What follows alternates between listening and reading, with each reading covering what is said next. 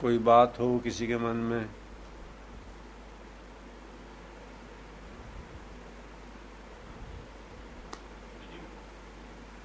मैं शरीर नहीं हूँ, जब ये बात सही लगती है तो इस पे दृढ़ कहते हैं। हाँ, बड़ा अच्छा प्रश्न है। ये प्रश्न है इनका कि मैं शरीर नहीं हूँ, ये बात तो सच लगती है, मतलब इसकी सच्चाई में तो शक है नहीं, मन में पक्की लगती है ना। तो इस बात पर दृढ़ कैसे रहें, ये बात है। हाँ, इस पर दृढ़ता तब तक नहीं आ सकती इस बात पर जब तक भोग और संग्रह, इन दो चीज की धीरे धीरे पकड़ जीवन में ढीली नहीं होगी। जब तक इनसे नहीं हटा जाएगा, भोगों से और धन इकट्ठा करने से। कारण क्या है? कारण ये है, देखो एक बात इसी संदर्भ की है, बताऊं। ये अध्यात्म के प्रवचन तो खूब होते रहते हैं, सुनते भी हैं, टीवी पर भी, समझ में भी आती रहती है उस समय बात। कोई नतीजा जीवन में निकलता नहीं है अगर गहराई से देखोगे। क्यों नहीं निकलता? अध्यात्म को काफी लोगों ने इंफॉर्मेशन मान रखा है, मेंटल जानकारी। ऐसा नहीं है, ये तो जीवन का रूपांतरण है, बदलना है जीवन को। और सांसारिक जीवन और आध्यात्मिक, सांसारिक जीवन के मायने हैं इंद्रियों के भोगों में आसक्ति और अधिक से अधिक धन का इकट्ठा करना। उसके साथ वो चीजें भी आ गई, किसी में लालसा प्रसिद्धि पाने की है, कामनाएं प्रसिद्धि पाने की हो, आदि आदि, धनी बनने की हो। धन के चारों तरफ ज़्यादा चीज़ें घूमती हैं, क्योंकि आजकल प्रसिद्धि भी धन के चारों तरफ ही घूमती है बहुत कुछ। खैर,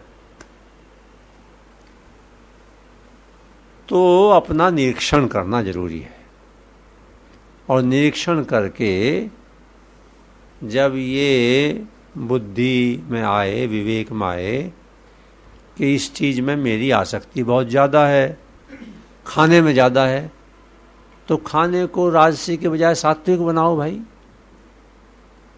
तामसिकता से तो बिल्कुल गर्त में ही रहेंगे।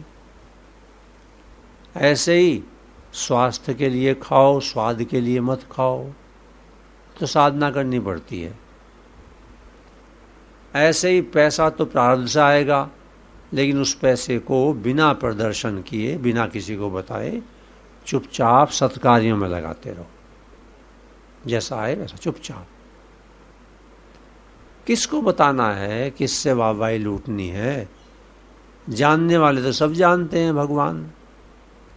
दूसरों को जना के करोगे क्या, सिवाय अहंकार बढ़ाने के? खैर,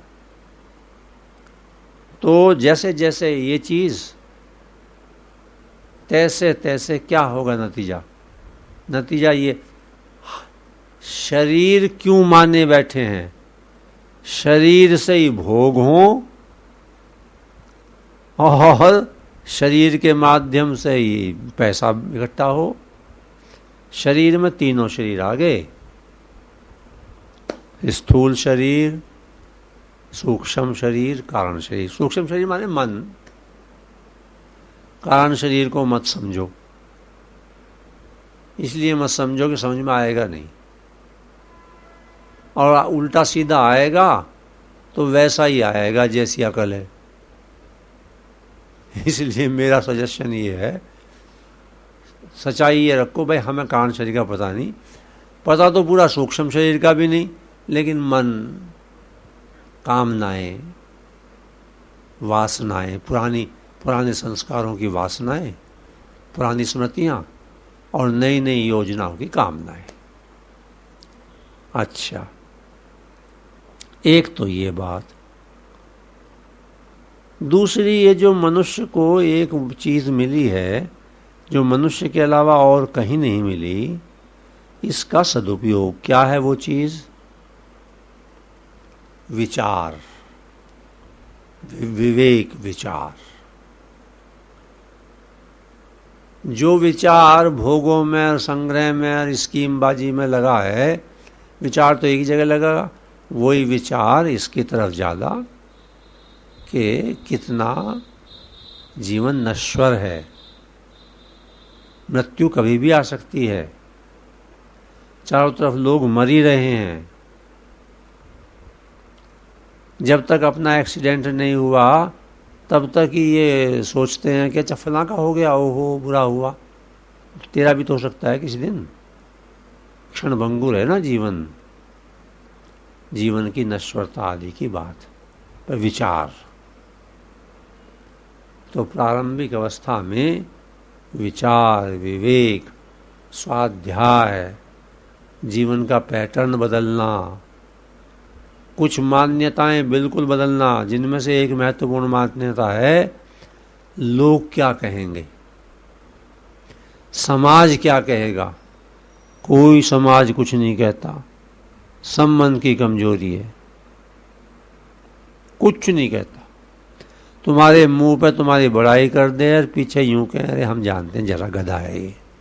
कोई समाज इतना इम्पोर्टेंट है ही कोई नहीं जो समाज की मीटिंग कर रहा हो तुम्हारे बारे में। अपना साइकोलॉजिकल समाज क्या कहेगा, कुछ भी नहीं कहेगा, रास्ते पे चलो सीधे, और कहेगा तो कहने दो। अच्छा, रास्ते पे ठीक पे चलना है। आत्मज्ञान, भगवत प्राप्ति बिल्कुल कठिन नहीं है, सरलतम ही बात है। चलने वाले उस पर सिंसियरिटी से, सच्चाई से बहुत कम लोग हैं, ठीक है ना। अरे आत्मा तो सभी को प्राप्त है, प्राप्त की ही तो प्राप्ति होती है, भगवान की प्राप्ति और क्या होती है। प्राप्त की प्राप्ति कौन है जिसमें आत्मा नहीं है, हर समय मौजूद। तो आत्मा का अर्थात आत्मा माने शांति, धैर्य, प्रेम, इसका अनुभव तब तक नहीं होता जब तक जड़ता में रुचि रहती है। जड़ता माने अनेक कामनाएं, भोग। हाँ पूछो।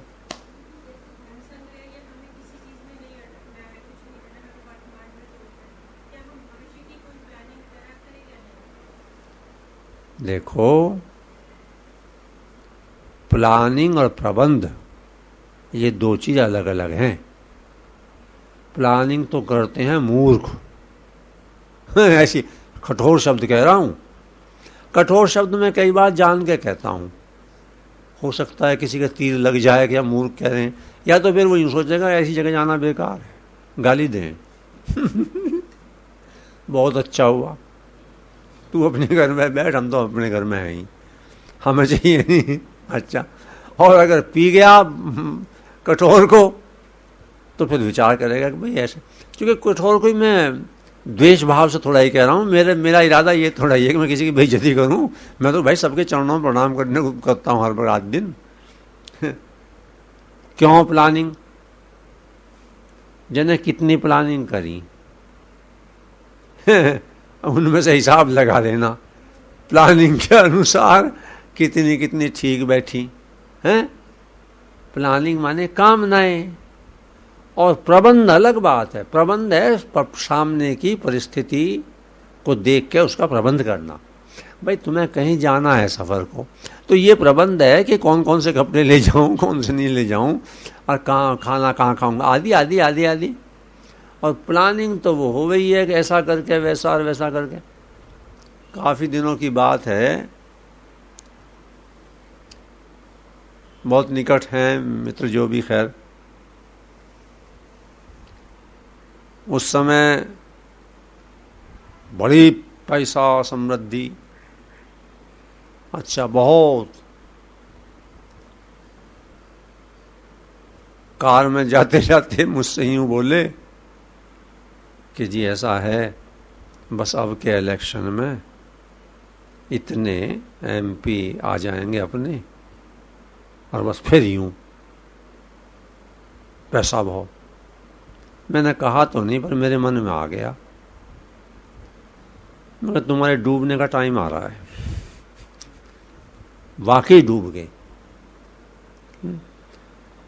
इंदिरा गांधी का जो वो लड़का था जो मरा था उसमें, हाँ, उसकी प्लानिंग करीब करीब पूरी होने वाली थी, क्योंकि करीब 150 MP उसके ऐसे आ गए थे तब चुन के कान पकड़ के बैठो उठो। अच्छा, तो अब जश्न मनाने को अपने मित्र के साथ में कहने लगे, चाल जरा उड़िया में आकाश में उड़ जा देख क्या होता है घटनाक्रम। अच्छा, ये प्लानिंग वाले, अरे प्रबंध तो करना है। हाँ,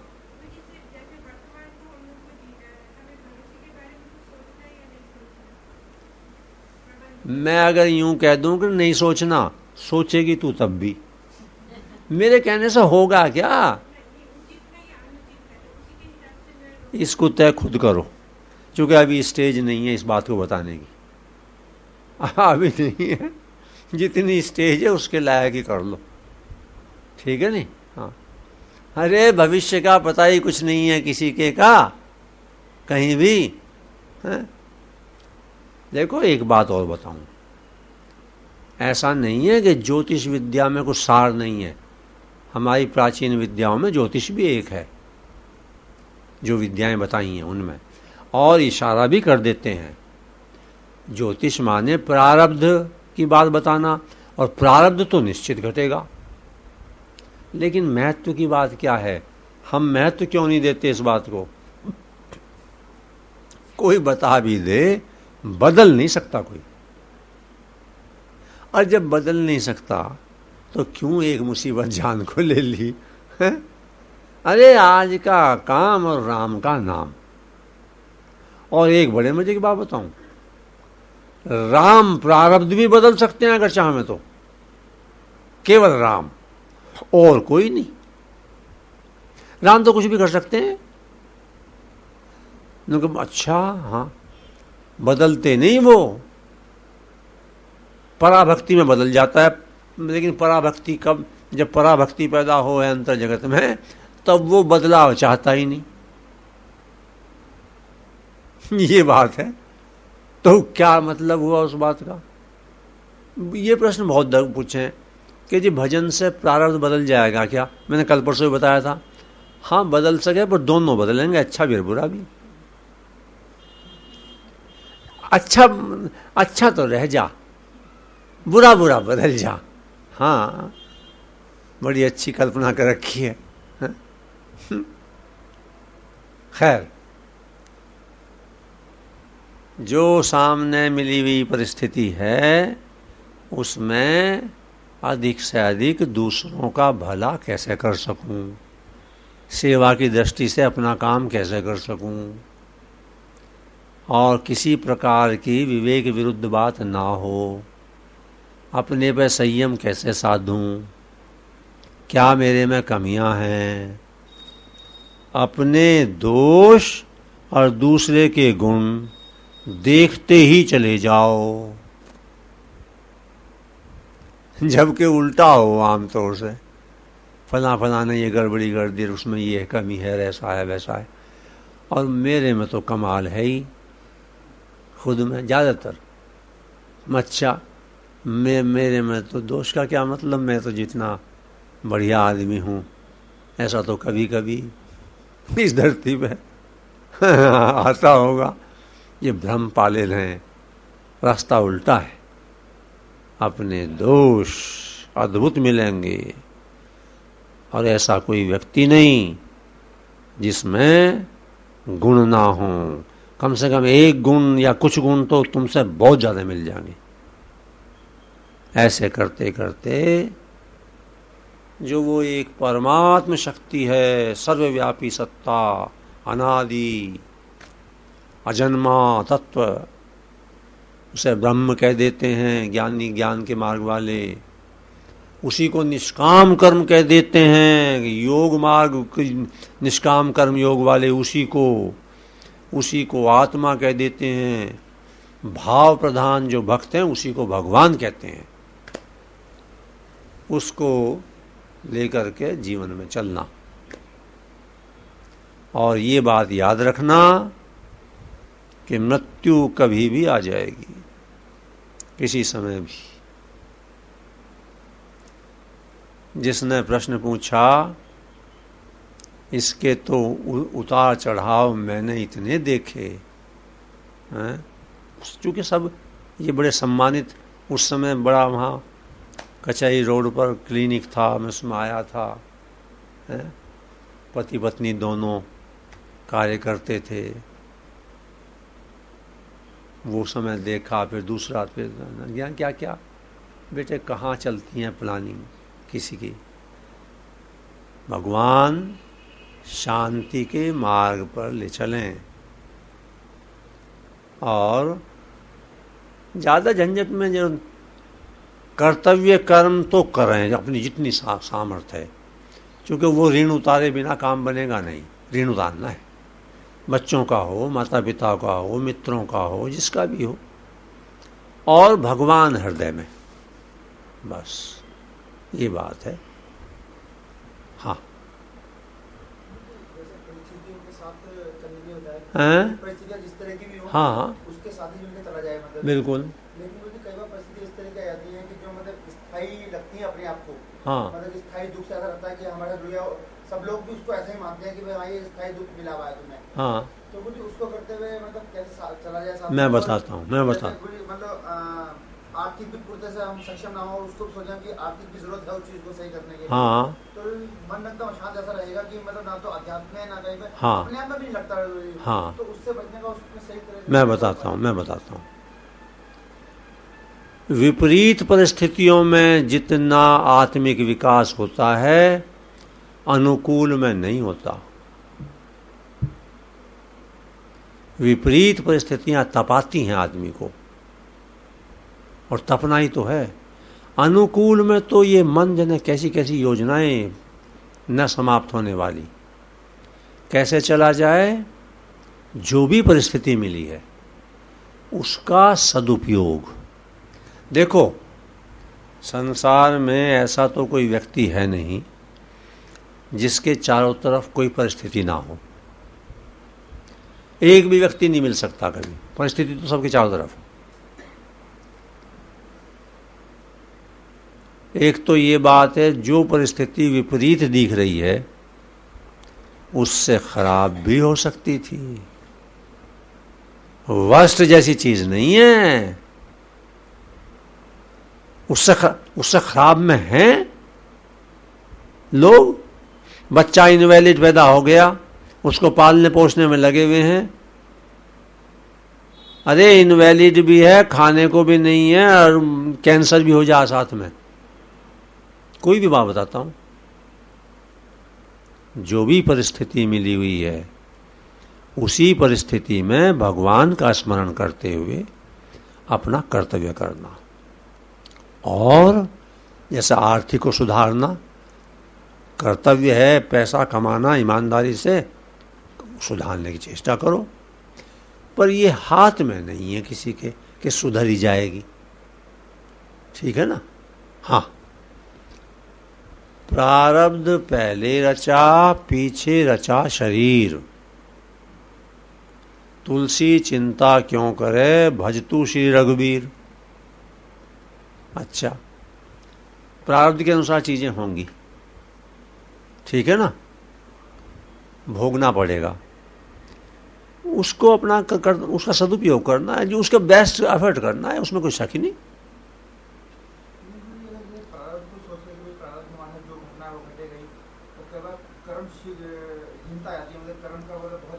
हाँ, सुनो, ये प्रश्न का उत्तर मैंने अनेक बार दिया है, फिर देता हूं। ये प्रारब्ध की बात सुनकर दो गलतियां होती हैं। दो प्रकार की श्रेणी है मनुष्यों की। एक तो वो जो कहते हैं प्रारब्ध कुछ नहीं होता, जो हम करेंगे, ये तो अहंकारी होते हैं। इनके अभी थप्पड़ लगने हैं, प्रकृति के थप्पड़ लगेंगे, घटनाक्रम होंगे, अकल ठिकाने आएगी। ये तो अहंकारी है।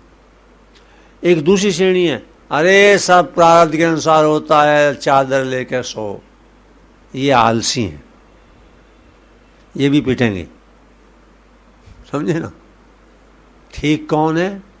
प्रारब्ध के अनुसार ही होगा, लेकिन चलते हुए प्रारब्ध में मेरा कर्तव्य क्या है, उससे नहीं हिलूंगा। ये मार्ग है। कर्म के 3 विभाजन हैं, संचित, प्रारब्ध, क्रियमाण। 18वें अध्याय के 12वें श्लोक की व्याख्या स्वामी राम सुखदास जी महाराज की साधक संजीवनी टीका में देखो। यहाँ भी ज़्यादातर पका पकाया हलवा खाने को आवे। बता तो दूँ मैं, अब फलाना पढ़ो, जी इतना टाइम होता तो फिर बात ही क्या थी। कोई नहीं पढ़ता पढ़ाता। मैं यही कृपा मानूंगा कि आप पधारे तो सही यहाँ।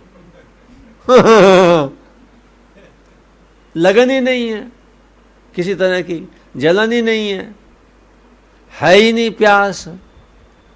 अच्छा, ये कृपा इसलिए मानूं कि मेरे चित्त, मुझे लोभ लालच तो कुछ है नहीं किसी तरह का भी।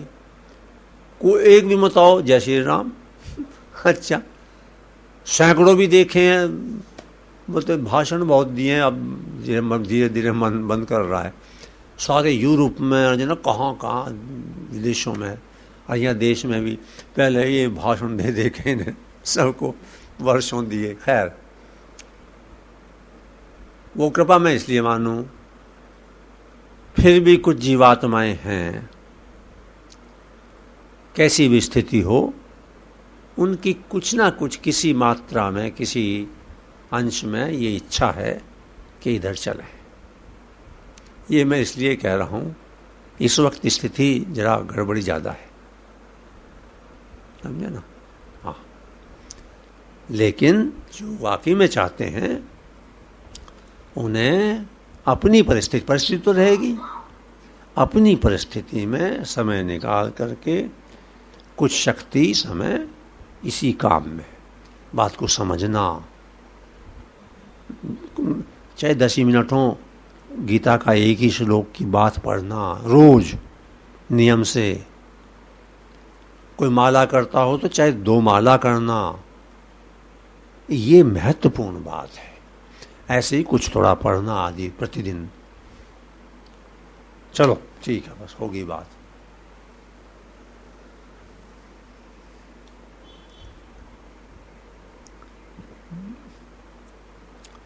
हनुमान चालीसा से पहले से जाने के विचार है क्या?